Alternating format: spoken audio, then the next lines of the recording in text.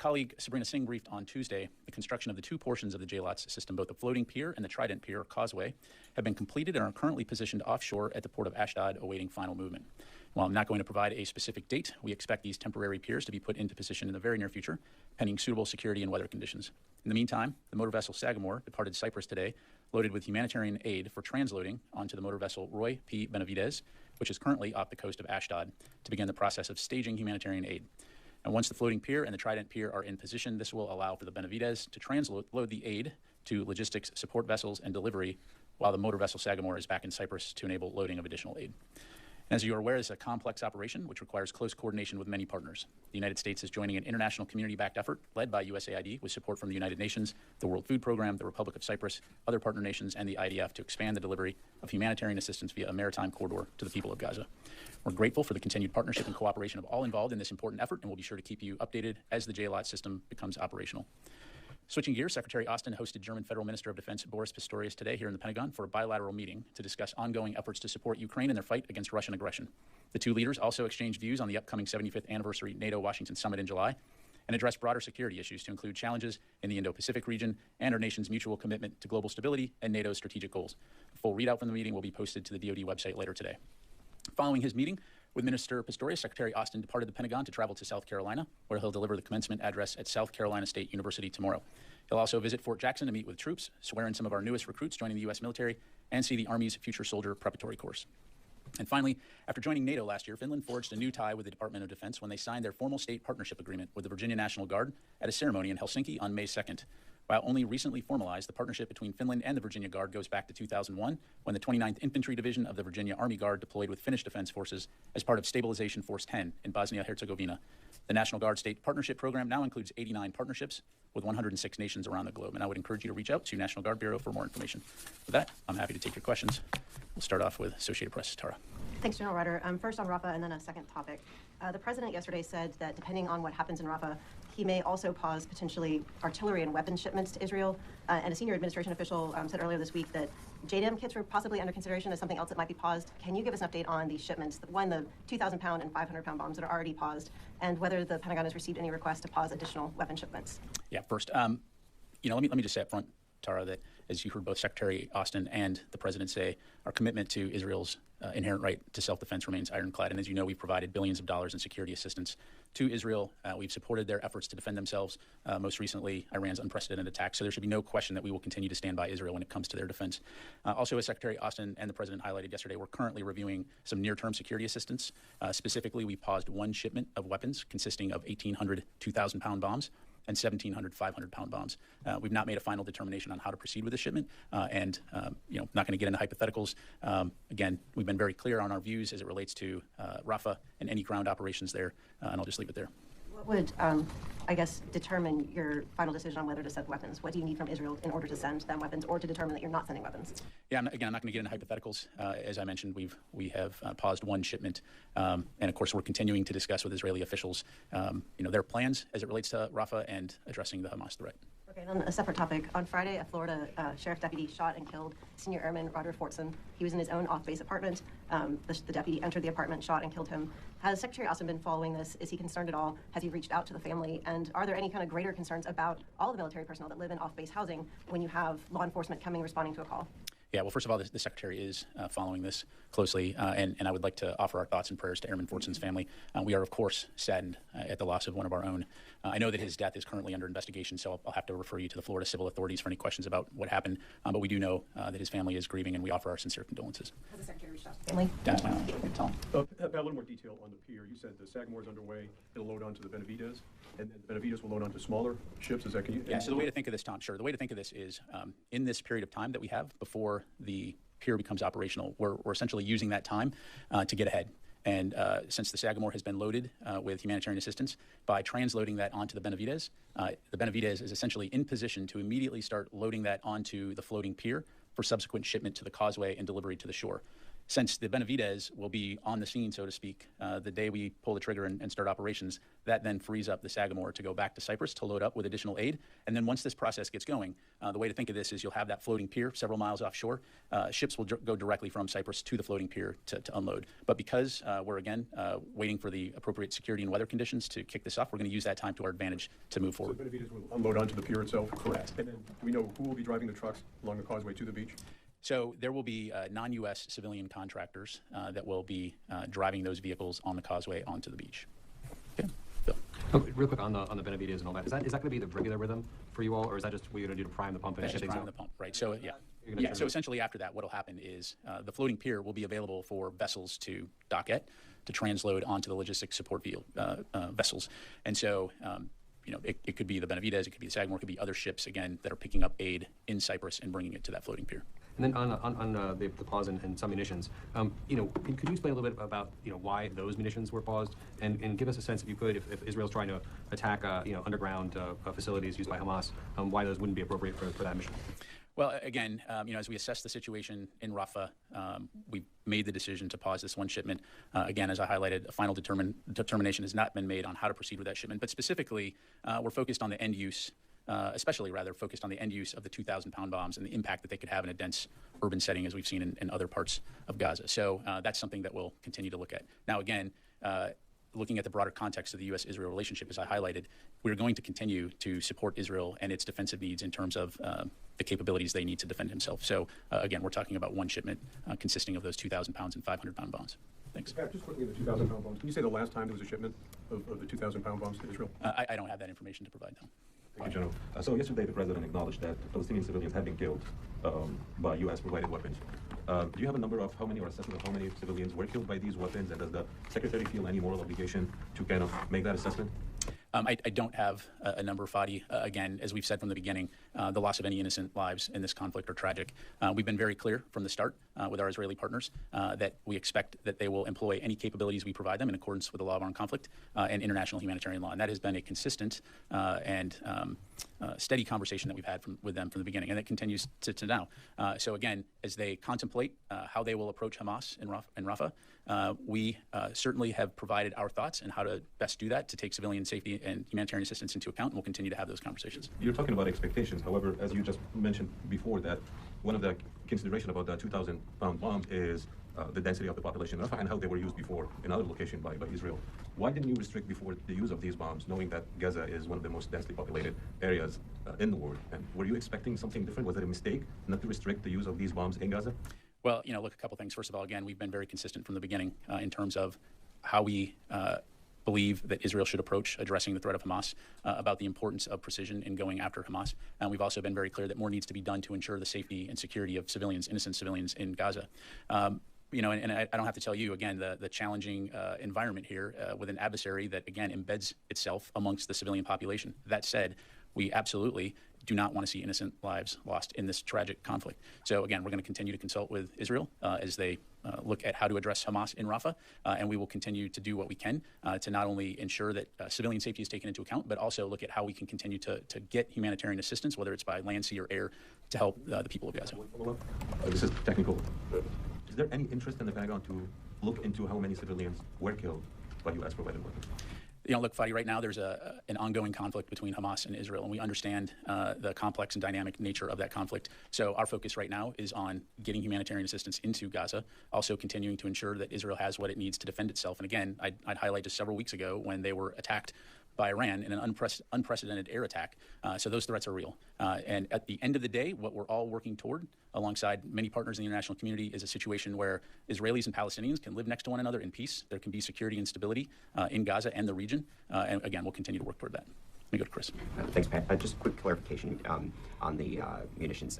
These are just purely the dumb bombs themselves, not any associated guidance kit that may come along with it. Yeah, thanks. Chris, I appreciate the question. I'm just not going to be able to get into more specifics on the package itself. Well, but, I mean, presumably part of the issue is the nature of these weapons being unguided, causing damage. Yeah, again, I'm not going to get into more specifics.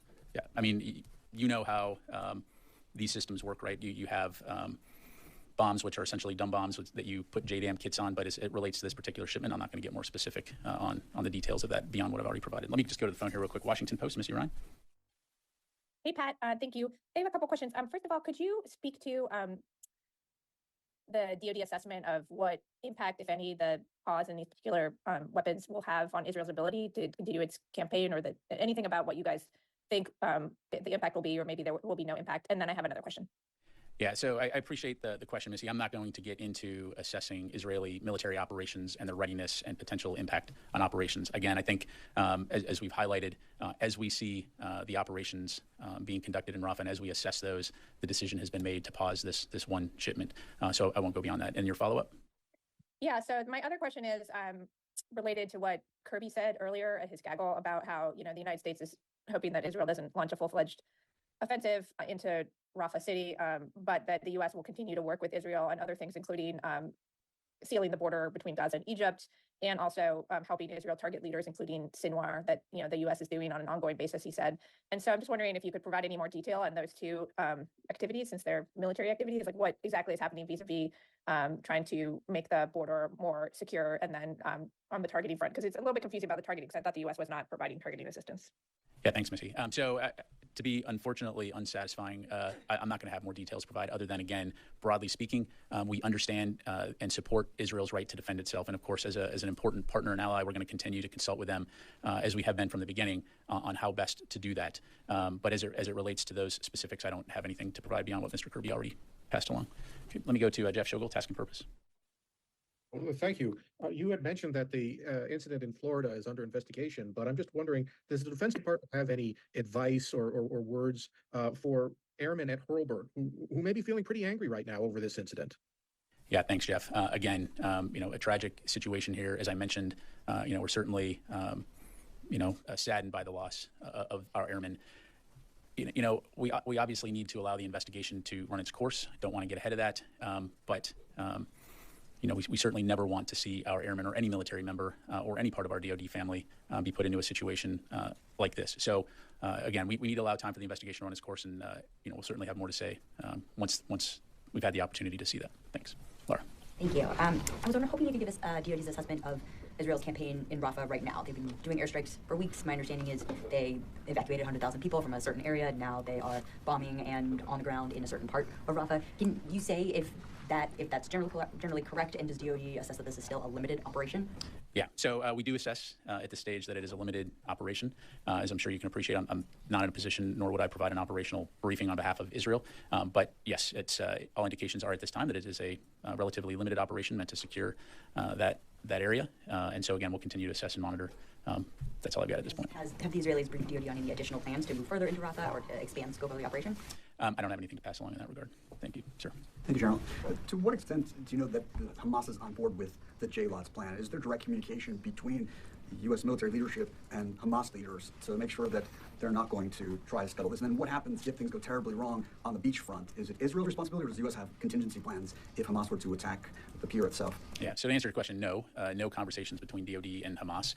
And again, I'm not going to get into intelligence other than to say we have no intelligence at this point in time to indicate that Hamas is actively targeting JLOTS or the humanitarian assistance. That said, look, this is a combat zone. It's a dangerous area. And so we are going to continue to take security absolutely seriously. It's going to be a priority for this operation. It has been a priority for this operation. And we'll do what we need to ensure that our forces are protected and those that are supporting this operation. And so, to that point, I think as you see this go on, the commanders on the ground, the U.S. commanders that are overseeing this out at sea and from Israel, they will have the authorities to make decisions as necessary based on the conditions as it relates to any type of security situation. But all that to say, right now, we would certainly hope that if Hamas truly does care about the Palestinian people, that they would not threaten humanitarian assistance being delivered to people in dire need. And for our part, we'll continue to work with the international community to rush that aid in. And who's responsible for the security of these non-U.S. civilian contractors on the ground that are going to be on the pier and on the beach? So as it relates to the security at the assembly area where aid comes off, of course, Israel will be providing security there and working and coordinating with World Food Program in order to, and others, USAID and others, to provide that security on the ground. But again, I don't want to get into specific details on that for operation security reasons. Let me go to this gentleman. Thank you. Just a quick follow-up on the bombs. Do you have an assessment of how many of these heavy bombs that Israel already has? Like, do they already have a sustainable stockpile? Yeah, I'm not going to get into the weapons inventory of a partner country. I'd refer you to them to talk about their inventory. Just a quick follow-up on Rafah. You mentioned, sorry, Rafah, sorry, I forgot what I was going to say. That's okay. I can come back to you. All right, let me go to Wafa from Al Hurra. Thank you, General. General, can you please tell us what's your definition of a large-scale operation in Rafah, or what would the Pentagon consider acceptable in terms of the number of casualties resulting of such operation? And I have another question. Yeah, thanks, Wafa. So look, I'm not going to paint out hypothetical scenarios as it relates to Rafah. I think you have to take a step back and look at what we're talking about here. You've got more than 1 million people condensed into a relatively small area, and doing any type of large-scale military operation within the confines of that area presents significant risks to the civilian population there, which has already been put in a very, very challenging situation. And so our focus has been on communicating with our Israeli partners on the fact that we both agree that Hamas needs to be defeated, and that we understand that Hamas has elements within Rafah, but to do it in a way that takes the safety of civilians into account as they conduct those operations. And so again, as we have observed this limited operation so far in a portion of Rafah, we're continuing to assess that, and in the meantime have paused that one shipment of weapons. And then, I'm sorry, you had a follow-up? Yes, Mr. Kirby today talked about alternatives to defeat Hamas without the need for the alternatives that do not require large-scale invasion. Can you please talk a little bit about these alternatives? I'm sorry, Wafi, you're coming in a little bit broken. Talk about what? Alternatives to defeat Hamas that do not require large-scale invasion. Gotcha. So look, these are things that we've talked about in the past in terms of sequencing, right? So the evacuation of civilians from the battle space to a degree where you don't have the large grouping of people that could potentially be impacted by this. It's ensuring that when you have evacuated those people, that they have access to food, water, sanitation, shelter, and then, of course, approaching the Hamas threat in a precise manner, counterterrorism style, as you've seen us and the Israelis do elsewhere in the past. So those are some examples. Okay, come back to the room here, Janie. Thank you, General. Two questions. South Korean President Yoon Suk-yeol said at a press conference yesterday that he would not provide lethal weapons to Ukraine. Does the United States still want 155 millimeter artillery cells and offensive weapons support from South Korea? Well, look, I'll let the Republic of Korea speak for itself when it comes to what they feel comfortable with providing to support Ukraine. As you know, the ROK are an incredible ally. And they certainly have provided assistance, non-lethal assistance to Ukraine and support the broader effort to deter and prevent Russian aggression in Ukraine. But again, it's for them to talk about. We're just grateful for any nation that can contribute in some way to help send a clear signal to authoritarian regimes that invading your democratic, peaceful neighbor is not acceptable behavior. Russia, the Russian Ministry of Defense reported that Russia will conduct exercise on the use of tactical nuclear weapons. How can you predict possibility of cooperation between Russia and North Korea in the use of tactical nuclear weapons? Well, look, I talked about this before. I've seen that reported in the press, and I would just say again, it's irresponsible, reckless, saber-rattling that is dangerous given the current climate, international security environment climate. I'll just leave it at that. Constantine. Thanks, Pat. On Senior Airman Force, can you say whether the Defense Department or the Air Force is assisting work with the investigation? I'd have to refer you to the Air Force. Again, as I understand it, the Florida civil authorities are investigating, but I'd refer you to the Air Force for any more questions on that. Enos. Thank you very much, General. The fact that the President said that U.S. bombs were used to kill civilians in Gaza is pretty striking. Does that mean that the Israeli military campaign has somehow made the United States complicit in any of that? Is that why the Biden administration is now saying we don't want any part of that in Rafah? Is that... Well, look, I'm not going to speak for the President. I think, again, we've been very clear from the beginning that after Israel was attacked by Hamas on October 7th, and again, I think it's important to remember that 1,200 people killed, over 250 hostages taken, half of whom are still being held, and it's important that no one